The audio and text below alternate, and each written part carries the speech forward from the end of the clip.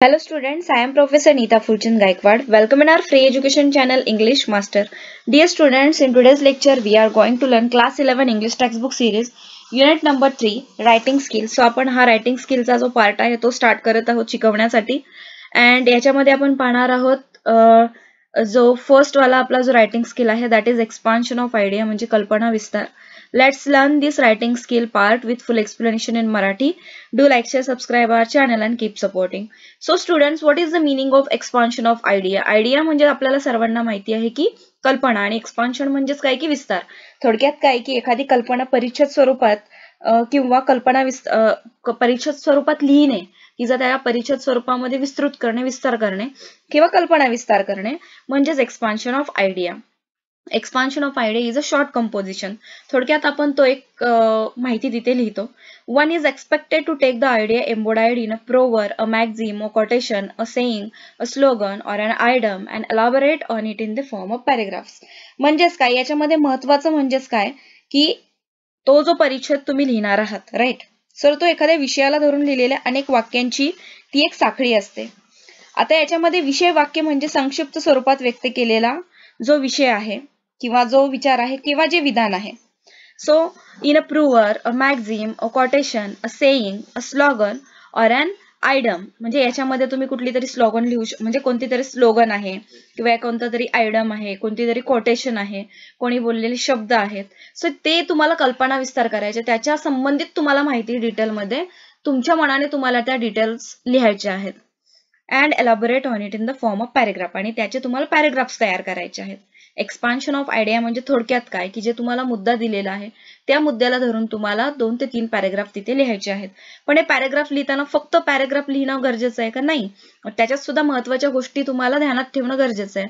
For example, याच्यामध्ये 3 महत्वाचे part असतील. Part number 1 that is template for expansion of idea. म्हणजेच काय की सुरुवात जी टेम्पलेट आहे, एक्सपान्शन ऑफ आयडियाची जी टेम्पलेट आहे त्याच्यामध्ये कोणकोणत्या गोष्टी महत्वाच्या आहेत. सुरुवातीला पॉइंट नंबर 1 इज टायटल. म्हणजेच काय की त्या पॅरेग्राफला किंवा त्या जे तुम्ही एक्सपान्शन ऑफ आयडिया तिथे लिहिणार आहात, ठीक आहे, सो त्याला तुम्हाला एक सुटेबल टायटल द्यायचं आहे. सुटेबल टायटल इज इसेन्शियल म्हणजे गरजेचं आहे टायटल लिहिणं. त्याच्यानंतर तुम्ही लिहिणार पॉइंट नंबर 2 इंट्रोडक्टरी पॅरेग्राफ म्हणजे फर्स्ट पॅरेग्राफ जो असणार आहे तो इंट्रोडक्टरी म्हणजे त्याच्यामध्ये तुम्ही त्या विषयाची ओळख करून देणार आहात की तुम्ही नेमकं लिहिताय काय. A suitable introduction should be given through which the reader knows what you are going to write about. म्हणजे एक इंट्रोडक्शन तुम्ही लिहिणार आहात फर्स्ट पॅरेग्राफ मध्ये जेणेकरून जो वाचणारा वर्ग आहे, ठीक आहे, फॉर एक्झाम्पल त्या टाइमला तुम्ही एका रायटरचं काम तिथे करत असता, ठीक आहे, सो तुम्ही तुमच्या कल्पनांचा विस्तार करता आणि समोरच्या व्यक्तीला ते समजण्यासाठी तुम्हाला सुरुवातीला त्याच्या रिलेटेड थोडक्यामध्ये माहिती देणं किंवा त्याचं इंट्रो देणं गरजेचं आहे. This paragraph may contain the topic sentence with a brief explanation. त्याच्यामध्ये तुम्ही एखादा टॉपिक सेंटेन्स घेऊ शकता आणि त्याला एक्सप्लेन किंवा त्याचा संदर्भ तुम्ही देऊन योग्य पद्धतीने त्याचं स्पष्टीकरण तिथे करू शकता. विद्यार्थ्यांनो, या लेक्चरमध्ये मी फक्त तुम्हाला समजावून सांगत आहे what is the expansion of idea. म्हणजे नेमकं जे तुमचे एक्झामिनर आहेत, ठीक आहे, जे पेपर चेकर आहेत, त्यांना तुमच्याकडून काय एक्सपेक्ट आहे की तुम्ही नेमकं काय लिहायचं आहे आणि तुम्हाला मार्क्स कशाचे असतात. 4 मार्कासाठी तुम्ही हा एक प्रश्न तुम्हाला येणार आहे रायटिंग स्किलचा. सो ते 4 मार्क मिळवण्यासाठी तुम्हाला कोणकोणते मुद्दे गरजेचे आहेत. तर point number 1 is the title of that paragraph, then किंवा the title of that composition जे तुम्ही लिहिणार आहात. Point number 2 introductory paragraph. ज्या काही विषयाशी रिलेटेड तुम्हाला लिखाण करायचं आहे त्याचा तुम्हाला इंट्रोडक्शन फर्स्ट पॅरेग्राफ मध्ये लिहायचं आहे. देन तुम्ही सेकंड पॅरेग्राफ कडे वळणार आहात. टॉपिक सेंटेन्स म्हणजे काय, इथे मी काय लिहिले की topic sentence. Topic sentence means what, a sentence that expressed main idea or central theme of the piece of writing. नेमकं जे लिहिताय त्याचा थोडक्यात संदर्भ तुम्हाला फर्स्ट पॅरेग्राफ मध्ये द्यायचा आहे. Then point number 3 core content म्हणजेच आपण याला मराठीत म्हणतो मूळ गाभा किंवा मूळ जो मुद्दा आहे की तो सेकंड पॅरेग्राफ मध्ये तुम्हाला लिहायचा आहे. The topic sentence or the central idea is explained in detail. So second paragraph मध्ये ज्या टॉपिकच्या रिलेटेड तुम्ही आयडिया एक्सपांड करणार आहात किंवा कल्पना विस्तार लिहिणार आहात त्याची तुम्हाला डिटेलमध्ये माहिती द्यायची आहे. Okay, you can add relevant experiences.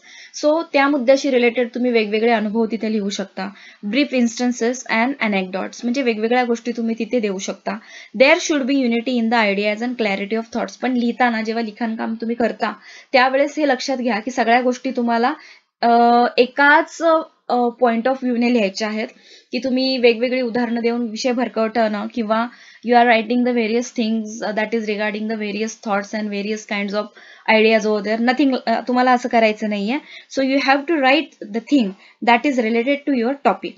Discourse markers may be used to maintain a coherence and a logical link in the ideas. ठीक आहे. So discourse markers हा एक महत्वाचा मुद्दा आहे. So let's learn what is the discourse markers. Discourse markers are words or phrases that play a role in managing the structure of oral or written communication. म्हणजेच काय की थोडक्यामध्ये तुम्हाला ते वाक्प्रचार वापरायचे आहेत. ठीक आहे. वाक्प्रचारांचा वापर करून तुम्हाला योग्य पद्धतीने ते सेंटेन्स लिहायचं आहे. The link the narrative or conversation that is related to the topic जे तुम्ही लिहिणार आहात. They also emphasize and explain what you are saying. की ज्या फ्रेजेस तुम्हाला वाक्प्रचार अशा लिहायचे आहेत की त्या तुमच्या विषयाला धरून असल्या पाहिजेत, तुमच्या टॉपिकला रिलेटेड असल्या पाहिजेत. Thus they bring clarity to the communication besides adding to its beauty. ठीक आहे. सो याच्यामुळे काय होणार आहे की हे जे संदर्भ किंवा संबंध जोडणारे शब्द याला म्हणतात डिस्कोर्स मार्कर्स, की तुमचं जे लिखाण आहे त्याला एक सुंदरता प्रदान होते. Some examples of discourse markers. Discourse मार्कर्सची काही एक्झाम्पल्स आहेत विद्यार्थ्यांना. ठीक आहे. सो एनिवे म्हणजे आपण जे शब्द लिहितो that is anyway, nevertheless, therefore, similarly, thus, by the time, on the other hand, oh, well, now, you know, I mean, etc. म्हणजे याच टाईपचे जे शब्द आहेत ते तुम्हाला वापरायचे आहेत जेव्हा तुम्ही पॅराग्राफ लिहाल त्यावेळेस.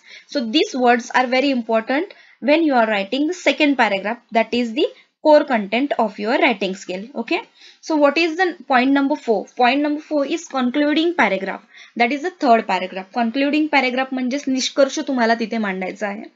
The whole composition is summed up concisely. म्हणजे मुद्दा मांडताना दिलेल्या विषयाच्या वाक्याशी संबंधित अर्थाचा वाक्प्रचार किंवा मन वापरून आपण शेवट करणं आवश्यक असतं. आणि त्यामुळं आता याच्यासाठी another proverb or saying with the same meaning as the one you are writing about may be used. म्हणजे तुम्हाला वेगवेगळ्या प्रकारचे जे शब्द आहेत ते तिथे वापरणं गरजेचं आहे. फॉर एक्झाम्पल उदाहरणासाठी आपण घेऊया. If the given sentence is birds of a feather flock together. म्हणजेच तुम्ही एखादा जर तिथे मुद्दा दिलेला आहे that is the meaning birds of a feather flock together. So you may end with a similar one like. म्हणजे तुमचा जो एंड आहे तो या सेंटेन्सशी रिलेटेडच असला पाहिजे, या आयडिया किंवा या थॉटशी रिलेटेडच असला पाहिजे. A man is known by the company he keeps. Like म्हणजे जे पक्षी आहेत त्याचा जो याचा अर्थ काय होतो birds of a feather flock together, की पक्षी हे त्यांच्या ग्रुपने ओळखले जातात किंवा त्यांच्या पंखांवरून त्यांची ओळख होते. याचा अर्थ काय होतो की a man is known by the company he keeps. माणसाची ओळख तो ज्या लोकांमध्ये वावरतो त्याच्यावरून होते. म्हणजे विविध पैलूंचं स्पष्टीकरण तुम्हाला इथे द्यायचंय, शब्दांचा अर्थ तुम्हाला सांगायचा आहे. आणि जे निष्कर्ष आहे ठीक आहे, तेव्हा तुम्ही आपल्याला कसं आहे की जेव्हा आपण एकमेकांसोबत वेळ घालवतो किंवा एकमेकांच्या आयुष्यात आपल्याला आनंद मिळतो, एकत्र काम करतो, तेव्हा जो सुसंवाद आहे शांततेच्या मार्गाने आपण विश्वाची जपणूक करीत असतो. लाईक दॅट तुम्ही वेगवेगळे पैलू तिथे वापरू शकता. आणि इथे एक टेबल दिलेला आहे does and don'ts associated with expansion of idea. Expansion of idea लिहिताना तुम्हाला काय करायचंय ते या फर्स्ट याच्यामध्ये दिलेलं आहे टेबलमध्ये, आणि तुम्हाला काय करायचं नाही आहे don'ts, which things you need to avoid. Point number 1 that is begin impressively.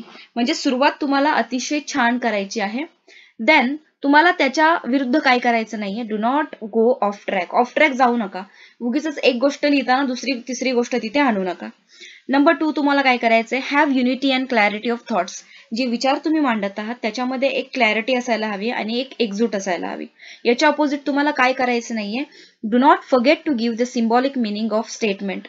म्हणजे स्टेटमेंट जे आहेत त्याचं सिम्बॉलिक मिनिंग तुम्हाला देणं गरजेचं. म्हणजे do not forget to give the symbolic. म्हणजे सिम्बॉलिक प्रत्येक तिथे जे काही उदाहरण शब्द आलेत सगळे एकदम each and every single word तुम्हाला एक्सप्लेन करायचं नाहीये. That you need to write down in the flow. म्हणजे फ्लो मध्ये तुम्हाला लिखाण करायचं. Use discourse markers. म्हणजेच काय की डिस्कोर्स मार्कर्स मी तुम्हाला काय सांगितलं दॅट इज संदर्भ किंवा संबंध जोडणारे शब्द तुम्हाला वापरायचे. याच्या ऑपोजिट तुम्हाला काय करायचं नाहीये, that is do not forget to include the topic sentence. Topic sentence तुम्ही रिपीट करू नका. Okay. Point number 4 use proverbs with similar meanings. Proverbs तुम्ही वापरा ठीक आहे, आणि ते वापरताना तुम्ही सिमिलर मिनिंगचे अनेक शब्द तिथे लिहू नका. आणि याच्या उलट तुम्हाला काय करायचं नाहीये, do not omit a proper conclusion. म्हणजेच की सुरुवातीलाच तुम्ही कन्क्लुजनला पोहोचू नका. You have to write the conclusion part at the end of the paragraph. म्हणजे तिसऱ्या पॅरेग्राफमध्ये तुम्हाला कन्क्लुडिंग पॅरेग्राफ तिथे लिहायचा आहे. तर first which thing you need to know while writing the expansion of ideas, you need to first write the title of that paragraph, which or the title of that narration, what you are going to write over there in your question paper. Number 2, you have to write the introductory paragraph which contains the introduction about that particular topic. Point number 3, that is related to the core content of your topic, which is your second paragraph, and the topic sentence or the central ideas is explained in detail in that paragraph. So while writing the second paragraph, you have to write the discourse markers, means these are the important words like this, anyway, nevertheless, therefore, similarly, thus, by the time, on the other hand, oh, well, now, you know, I mean, like that words you need to write over there in the second paragraph. While writing the last paragraph, that is the concluding paragraph, you need to write the whole composition is summed up concisely. Okay, or another proverb of saying with the same meaning as the one you are writing about may be used. Okay, so students, I hope you'll तुम्हाला समजलेलं आहे what I need to tell you or what I need to explain you, which are the important things while writing the expansion of ideas in your question paper. Okay, जेव्हा तुम्ही answer sheet मध्ये हा question solve करणार आहात त्या टाइमला मी तुम्हाला आता फक्त एक्सप्लेन केलाय. So don't get confused, because मी लगेचच तुम्हाला त्याच्या expand the ideas inherent in the following proverbs, म्हणजे वेगवेगळे जे प्रोवर्ब्स आहेत त्यांच्याशी रिलेटेड तुम्हाला एक्सपान्शन ऑफ आयडियाजचे जे काही प्रश्न आहेत, so I am going to give you the 4 to 5 expansion of ideas. I am going to give you the 5 example of expansion of ideas. So don't worry about it. आणि जेव्हा मी तुम्हाला ते explain करेल त्यावेळेस तुम्हाला नक्की समजेल की नक्की आपण याच्यामध्ये काय शिकलेलो आहोत. सो लाईक, शेअर, सबस्क्राईब करायला विसरू नका. आणि याचप्रमाणे आता रायटिंग स्किल मध्ये आपण सगळे रायटिंग स्किल्स कव्हर अप करणार आहोत. That is related to your examination. The writing skill means expansion of ideas, blog writing, email writing, letter writing, okay, notes making. There are various kinds of writing skills in your portion. So this is the first part which we learned today. So आता लवकरच आपण याच्याशी related उदाहरण पाहूया. I am going to prepare the another 2 to 3 videos about the examples of expansion of ideas. कारण एकाच व्हिडिओमध्ये सगळी इन्फॉर्मेशन घेऊन तो लेंदी मला बनवायचं नाहीये. So I am going to give you the ideas in the 10 to 15 minutes videos. Okay, so like, share, subscribe करायला विसरू नका. आणि thank you so much. Keep supporting. Take care and bye bye.